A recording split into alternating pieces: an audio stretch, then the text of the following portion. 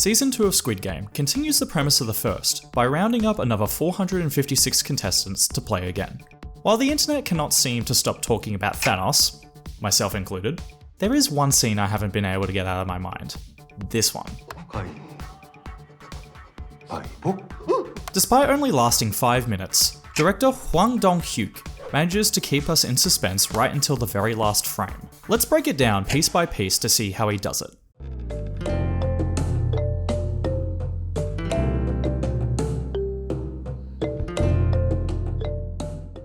First, let's establish some context. Prior to this scene, our two victims, Kim and Woo-sok, have been tracking down the recruiter, this guy.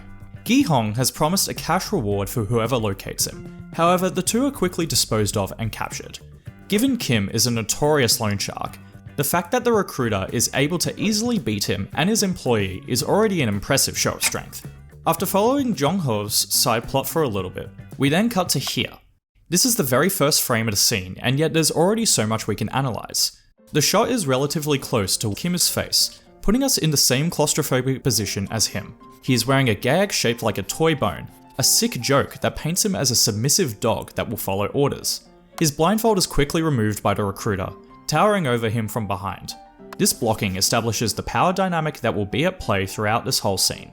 As the camera pans around, it's clear that we are placed in the center of our two victims, with the recruiter circling around them. We don't see his face, only the terrified faces of the kidnapped, as Woo-sok's shown in the exact same position with the exact same gag. Their cries even sound dog-like, due to their stuffed mouths and trembling fear. I like this detail as it foreshadows what Gi-hong says to the recruiter in a later scene, referring to him as the frontman's dog. Finally, we see the recruiter's face, and without a single line of dialogue, we already know that things are not going to end well for the two men. Completely unbothered, he begins to play a record sung by Paul Potts. The song choice is actually pretty significant to the scene and says a lot about the recruiter. This is an aria composed by Giacomo Puccini, titled Nessun Dorma, and normally sung during the final act of Turandot. In this opera, the protagonist Calaf falls in love with Princess Turandot and must answer 3 riddles to marry her. He manages to do so, but the princess is still reluctant to wed, so Calaf gives her one last out. If she can guess his name by dawn, he will be executed. Otherwise, they must marry. When the aria begins, Calaf is singing Alone in the Night while the princess is ordering her subjects to try and discover his name. If none of them manage to figure it out, they will all die too. There are many parallels between the song and what we see in Squid Game. The recruiter is Calaf, as no one in the show, nor the audience, knows his real name. He is also forcing his two victims to play a game where the loser dies, just like Calaf does with Princess Turandot. The lyrics themselves have significance too, but we will come back to that later. Next is an overhead shot to show us how small the room is, with the camera panning down at an unnatural angle. It's simple blocking, but the chandelier being in the way makes the scene feel much more claustrophobic. We also see the gun that will be used for the game and the victims tied up. There is no escape. The recruiter bends down and places his hands on both men, smiling at them, toying with them. 이제부터 게임을 하겠습니다. Given he targets the poor to participate in the games, we know that one of these men will die. The suspense has been put in place. Who will survive? The recruiter stands up and we slowly zoom in on him, only ever cutting away to show him picking up and loading the gun.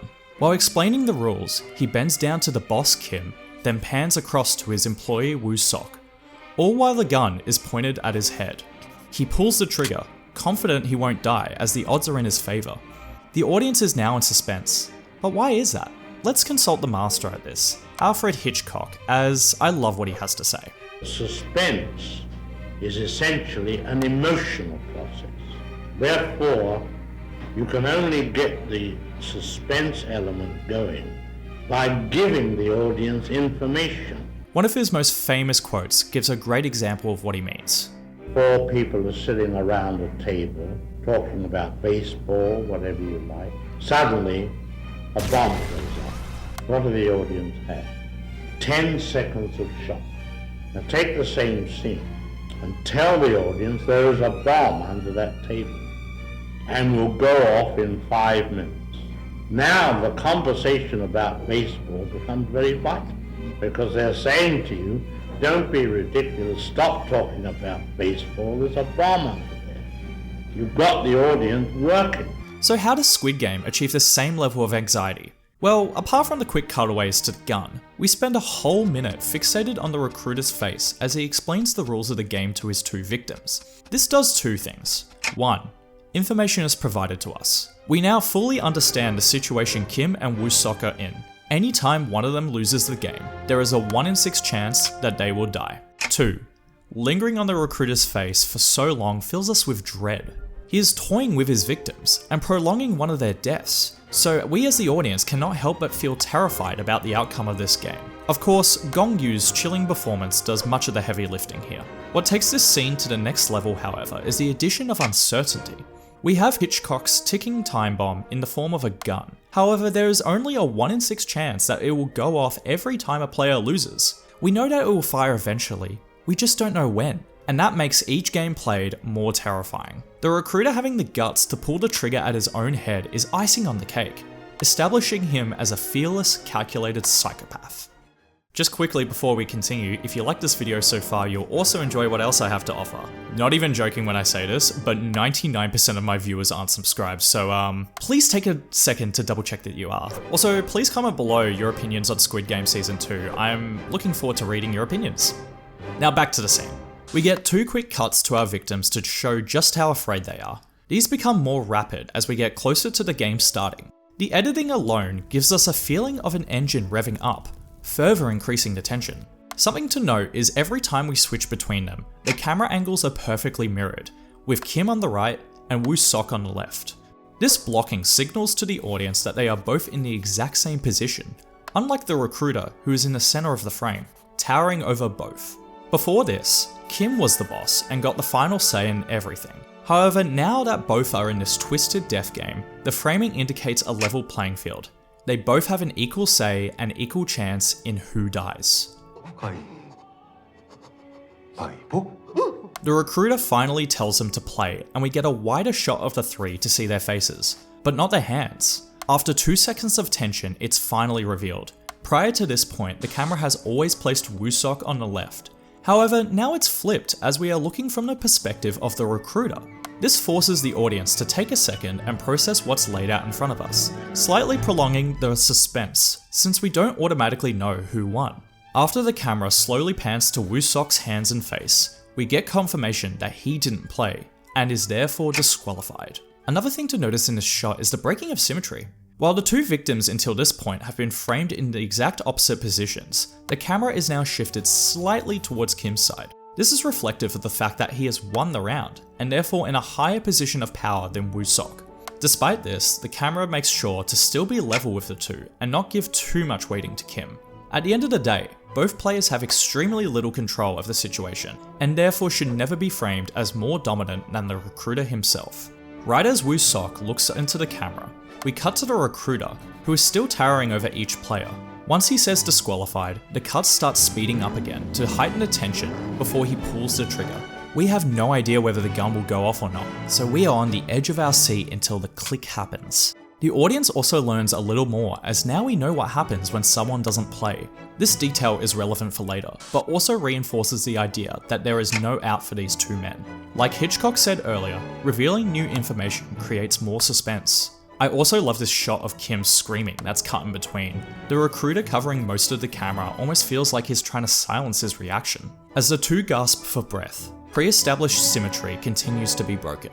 While this shot of Kim is level with the camera, the next one of Woo-sok is from the recruiter's perspective. The visual language makes it clear who lost the game. We get another close-up of the gun being spun and the recruiter towering over, similar to the earlier shot. Before even saying a word, we know the game will continue until one player dies. We cut to Woo-sok's face right as the recruiter says scissors, as this time we want to see whether he will play. This is super quick, only lasting a fraction of a second before showing the player's hands for confirmation. As the recruiter finishes saying -1, this wider shot of the 3 continues to reinforce the power dynamics at play. The cut occurring right at the end of his command also enhances the tension. Kim loses this time, so we get 2 reverse shots of our players and the recruiter, before cutting to a downwards angle of him. Every time a player loses, they are looked down on rather than level with the camera. It's subtle, but I love how the blocking alone conveys what's happening. You could watch this entire scene without subtitles, not understand a word of Korean, and yet still know who wins each round just based on the visuals alone. After the click, we go back to the previous wide shot of the three to show each of their reactions. This lasts 5 seconds, which is much longer than the previous cuts we got. Slowing down the pace gives us room to breathe, since at this point attention has been consistently high. We never know when the gun will go off, so having some rest time is needed. During this short break, the recruiter takes some time to explain that the odds are 5 and 6, which is in their favour. Despite his affirmations, we aren't pulled out of the scene just yet, as his dialogue reminds us that someone could still die at any moment. Patting Kim's forehead is also an additional way for him to taunt his victims. The pace of the game is speeding up now. The recruiter forces them to play even faster and shoots at Woo-sok faster too. When the gun doesn't go off, we get this angled shot of the recruiter's face. It's not dead center, so we know something is wrong. He's getting bored. In previous scenes, the recruiter has been super creepy, and already established to revel in other people's suffering. He finds poor people to play the games, and also stomps on bread in front of the homeless. This scene just confirms what we already know. He is a psychopath with a strict moral code. Despite wanting to murder one of these men, he doesn't fill the gun up entirely with bullets. The recruiter still needs to bring the element of chance into the game, so reverses the odds from 1 in 6 to 5 in 6 instead. This allows him to almost guarantee someone dies next turn, while still technically giving them a chance to survive. I love how this parallels with what the games themselves represent. Yes, technically every player who joins has a chance to win money and survive. However, the odds are so stacked against them that it ends up being a lose-lose situation. They can either go back to their dead-ridden lives and die slowly, or play the games with the faintest chance that they'll win big. The recruiter is a part of this system, so it makes thematic sense that he would torture his victims in the same way that the frontman does, with all 456 players. We start getting rapid-fire cuts of the recruiter loading the gun, making sure to have a shot of each bullet going inside. There's also 2 cuts of the victims' faces to gauge their reaction.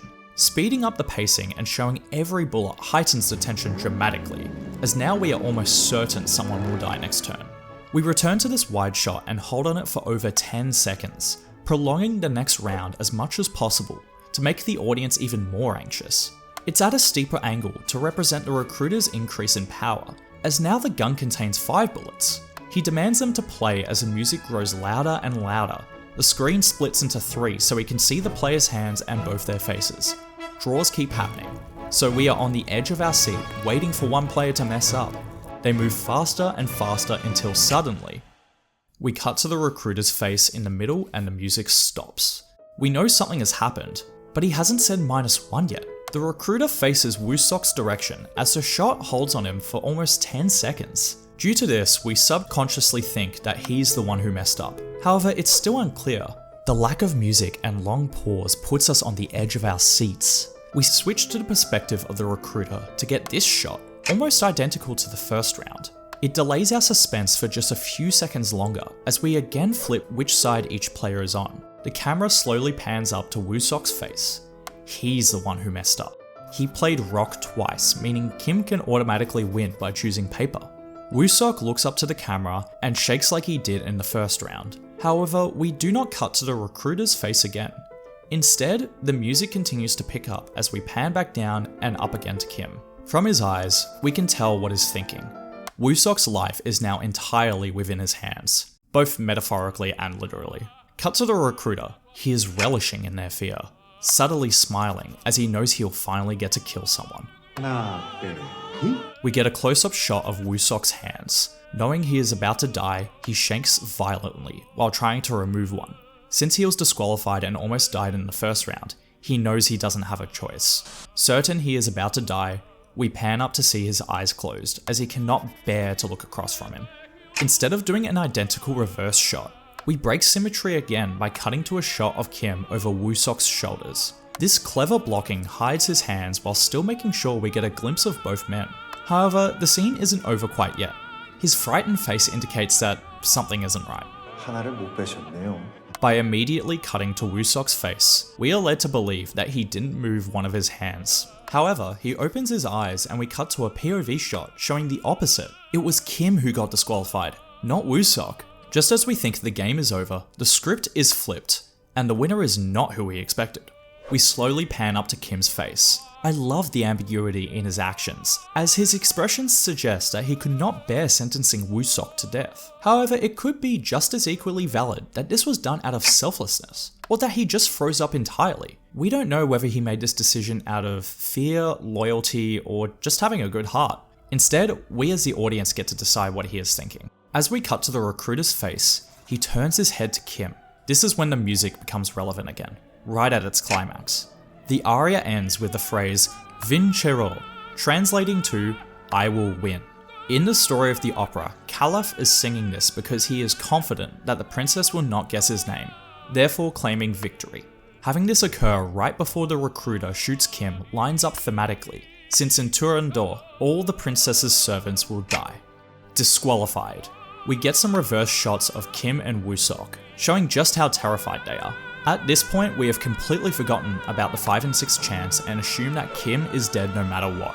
The camera slightly hones in on Kim and cuts to the recruiter as he is shot, with a little bit of blood splattering on his face. He is completely unfazed, as we have come to expect from such a psychopath. It's a long close-up that's slightly angled towards where Kim was sitting. The song ends right as the gun is fired, releasing all our built-up tension at once. These two shots of the recruiter and the record player together last almost 10 seconds, giving the audience time to process what just happened. We cut to Kim dead from Woo-sok's perspective, which I can't show as it's too violent for YouTube, sorry. As Woo-sok is shaking in complete silence, the recruiter bends down over him as another assertion of power. This line, coming directly after Pol Pot sings "I will win" in the aria, is fantastic symmetry. The final shot of the scene lasts 15 whole seconds and does everything in its power to make the recruiter as intimidating as possible. Unlike Woo-sok, who is lit up by the chandelier, he is hunched over with shadows looming on his face. The elaborate game show was a scare tactic to get information out of one of the players. Since Kim gave up his life for Woo-sok to survive, we know for a fact that the recruiter will get what he wants. We don't even need to see his response as we cut back to Jun-ho's subplot. Hwang Dong-hyuk is amazing at keeping an audience in suspense, doing it constantly throughout season 1 of Squid Game. This scene is proof that he hasn't lost his touch. I'm looking forward to watching the final season in July. If you like this breakdown, please be sure to leave me a like as you made it all the way to the end. Subscribe for more, and let me know what you thought of Squid Game Season 2 down below in the comments.